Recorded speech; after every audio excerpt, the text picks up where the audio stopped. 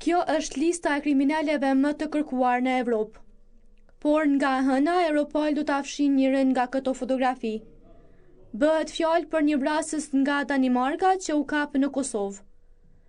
Është ky 27 vjeçari Liridon Fetau që gjendej në listën me alarm të kuq si kërkuar në 2 raste të ndryshme vrasjeje. Rasti I parë është nga prilli I vitit 2020, kur një viktim u qellua dhe u vrarë në një parking publik. Ndërsa në të dytin, nga nëntori I vitit 2020, 3 viktima u qelluan, duke quar në vdekjen e 2 prej tyre. Gjithë këto, danezi me origjinë kosovare dyshohet se I bëri duke qenë antar I një bande kriminale rrugore.